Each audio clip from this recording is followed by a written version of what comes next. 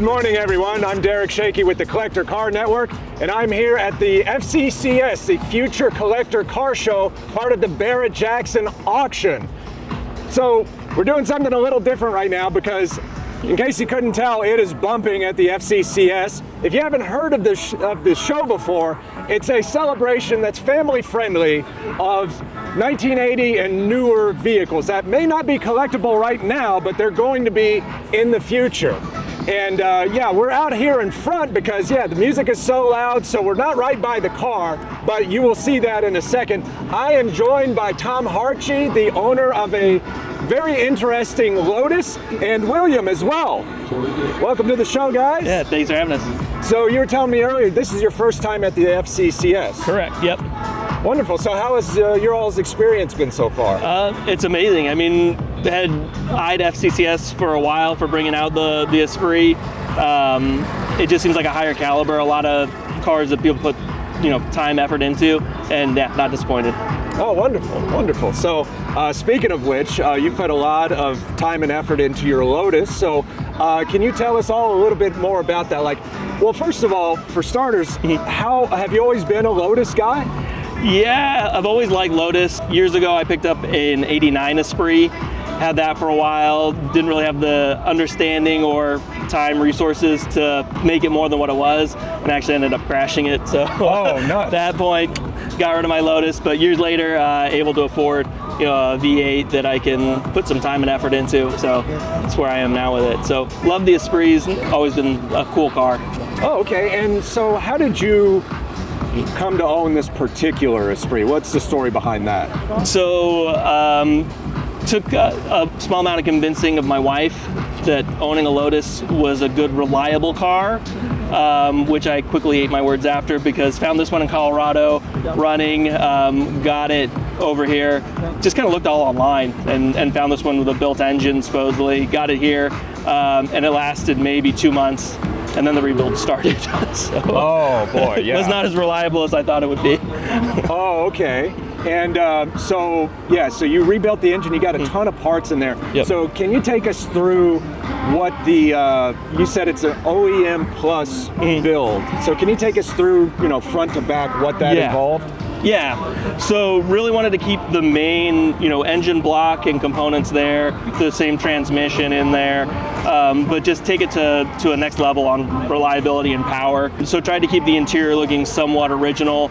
It still need to go through the interior and really, update it. Worked with the original gauge manufacturers to reproduce the gauges to move it from the 1-bar boost to 2-bar boost with that same look. So, on the surface, just looking at the car all closed up, it really looks OEM minus the wider fenders and the wheels are a little newer, but just opening it up, it's got intercoolers, larger turbos, new ECU, front to back, just reworked the whole thing, just kind of touched everything. That's the best way to say it, but kept it looking original. And I remember from the show board that you have, you said that it's the most powerful V8 Lotus that still has its original engine and transaxle. That's what I'm told. I mean, there's not too many of these. There's about 500 V8s running in the worldwide, what I'm told.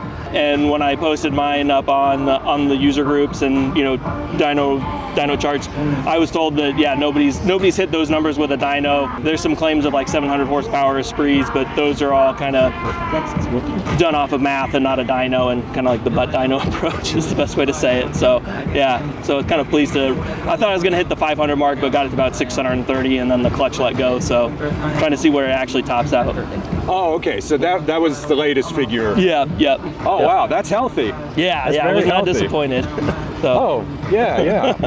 And so what has the reaction been from fellow Lotus owners to your car? A lot of enthusiasm. There's definitely the purists out there that think I've ruined the car, and that's okay. But a lot of enthusiasm, and that's kind of the cool part with the Lotus community.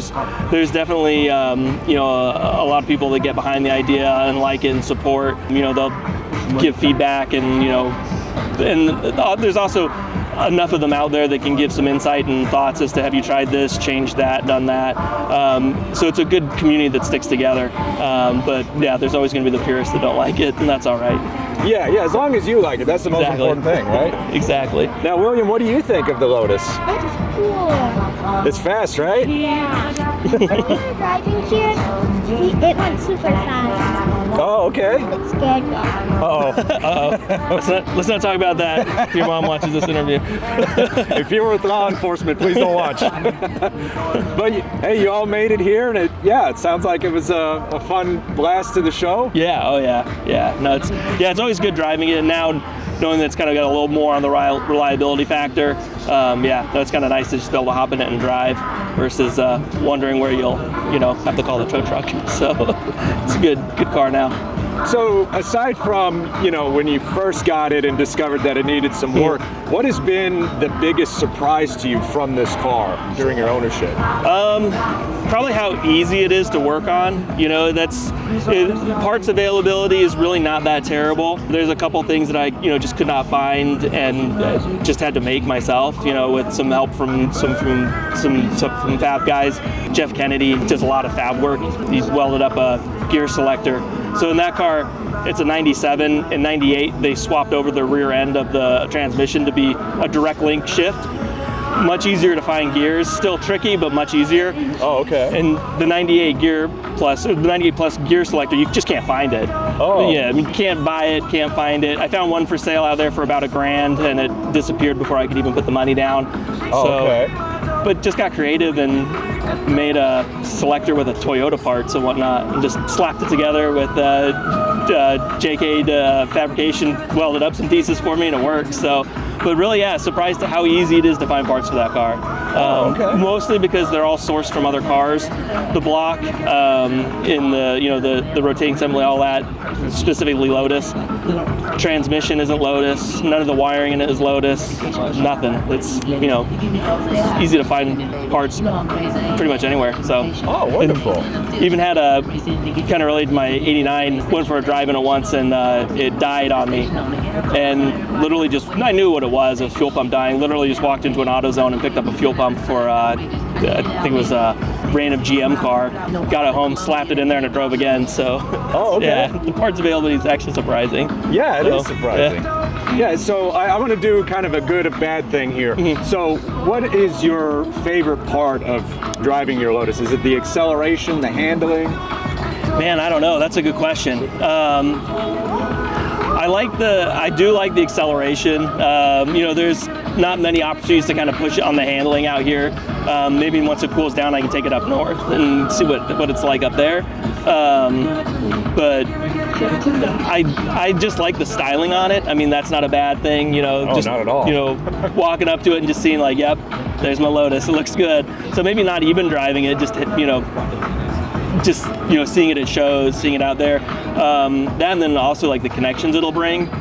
People aren't afraid to like walk up and look at it, and it's a good opportunity to, what do you want to know about it, and answer some questions. So it's kind of fun to just talk about it, and meet people that way. So yeah. Oh yeah, and that's the thing. It's like you just don't see a ton of Lotus vehicles out there. Yeah. No, I haven't run into another one yet since I've had mine. So not on the streets, but only like the Lotus owner gatherings and whatnot. So. Oh yeah. Now for the flip side, what has been something that's very frustrating to you about owning a Lotus? I wouldn't call it frustrating as much as just because it's the stigma of it always being unreliable and whatnot. I do watch the gauges like a hawk. I feel like I keep an eye on that temp gauge. I mean, the thing runs cooler than it did stock so far. It runs perfectly, but that's probably one of the frustrations, just always watching that oil pressure, always watching that temperature, and just waiting for that bad day to happen. But hasn't happened yet. But yeah, so can't complain too much about that. And there was something else I wanted to ask you, as far as misconceptions people outside of the Lotus community have. Would you say the biggest misconception is that Lotus vehicles aren't reliable? Yeah, and unfortunately mine is like a perfect example of it being unreliable out the gate. Picked it up and rebuilding it 2 months later. But I think that's more of the the uncommon story with them. I think the issue starts because people will, it's an enthusiast car. So people will pick them up and they'll want to tinker and play with them and make a little more power. And that's where people get into trouble, especially with like a turbo car. They figure that they can, you know, just adjust the boost a bit and they've got a faster car when really they've just introduced a bunch of knock and now they're rebuilding an engine. Oh. So I think that's where the misconception comes.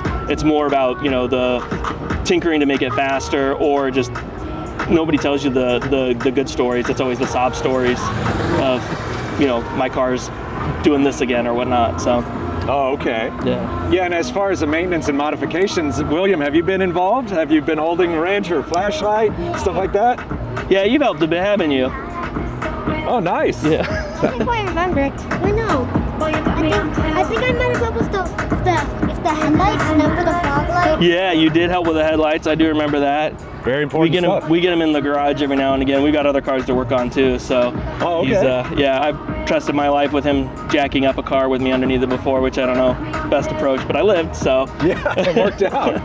Yeah, it's a very important role, definitely. Yeah. Definitely. Yeah, and as far as the other cars, do you mind sharing a little bit about those? Yeah, we got a GTO, an 05 GTO that it's pretty much done, you know, front to back. Don't drive it as much. And then right now we've got a Mercedes 190E that we've just started the process on that one. So that's going to be a whole kind of resto mod engine swap, and it's yeah, it should be fun. So I'm going to get him more involved. But I realized, and part of it was, you know, the Lotus was done and it was exciting to be able to drive to shows. And I've got 4 kids and a wife, and it's like, well, let's go to the show. Who's going? You know? Yeah. So we needed some of the more seats. So started with the Mercedes. So probably take 3 years to get it there, but at least when that's done, we'll have you know, more seats to go to shows with instead of just taking one at a time. Oh yeah, yeah, exactly. Because, you know, that's the thing about cars and shows. It's like, you know, the more you can share it, the better it is. Yeah. That's why I want to rope these guys into the experience, and hopefully they understand that, you know, there's a lot of work that goes into these cars. It's not just, you know, people buying them off the streets and bringing them like this. They need to see that the work's done, effort, and this is the reward, is, you know, the community, I guess, the best way to say it. So. Yeah, the sweat equity. Yeah, exactly. Yeah. Well, it sounds like you all are off to a great start. So I'd like to thank you for joining me for this. Thank you, William. Thank you, Tom. Thanks. It was good meeting you. Yeah, good meeting you. And I'd like to thank all of you out there for watching. Hey guys, thanks so much for watching our video. Be sure to hit that like and subscribe button and comment down below your thoughts. Remember, if you want to collect a car of your own, check out our website at classiccars.com, which is our online marketplace with over 30,000 listings live on the site. Also, be sure to check out our sister website at autohunter.com, which is our 7-day online auction. Thanks again, and we'll see you guys in the next video.